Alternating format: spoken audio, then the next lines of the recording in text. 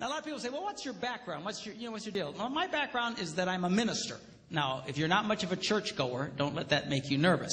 Some of my biggest fans are heathens. All right? And this isn't one of those things where we sneak you in and then beat you over the head with a Bible. All right? But I do have a Bible verse I need to show you. Okay? Because I found a Bible verse that if you follow the advice from this one Bible verse, you will never, ever, ever have a problem in marriage. How many think that's worth seeing? All right? You follow the advice from this one verse, you'll never have a problem in marriage.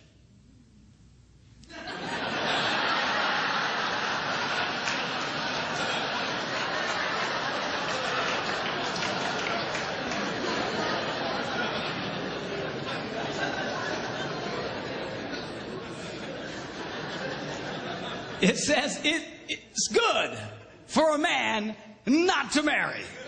All right? So, well, now why would he say that? That's such a terrible thing to say. Because he goes on to explain, he who marries will have trouble in this life.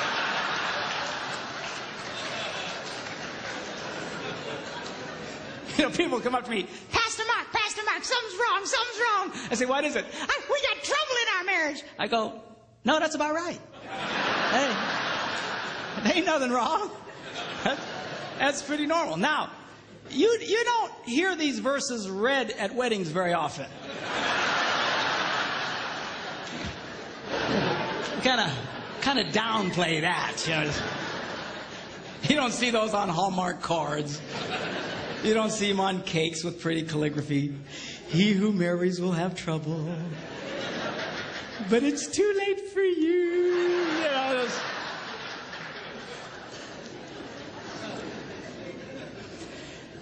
you say, if that's the case, then why get married? Because marriage is absolutely wonderful. It's great. It's fantastic. But it's not that it's without trouble.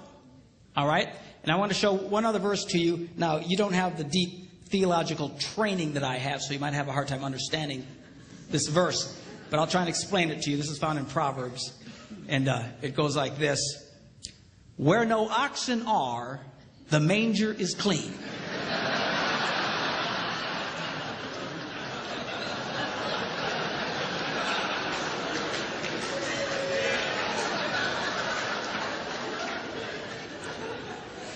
Let me explain that to you, okay?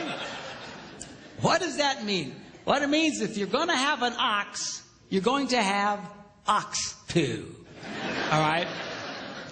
Now, if you don't like poo, and most of us are not real big fans of poo, if you don't like poo, the temptation is get rid of the ox. Preach it, brother. No. I don't want you to get rid of the ox, all right?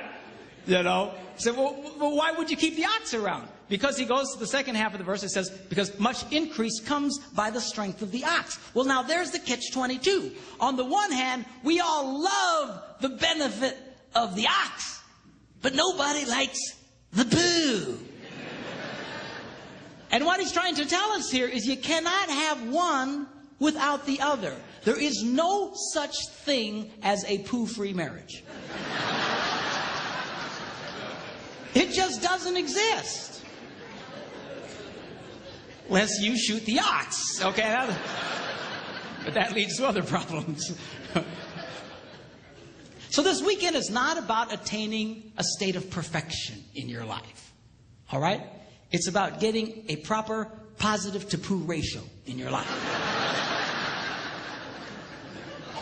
You see, because if all you get is poo, then you got one sick ox. Are you hearing me? All right? So, but there's no such thing as a poo-free marriage. For those of you having a hard time grasping this, I have a mathematical version of it. It goes,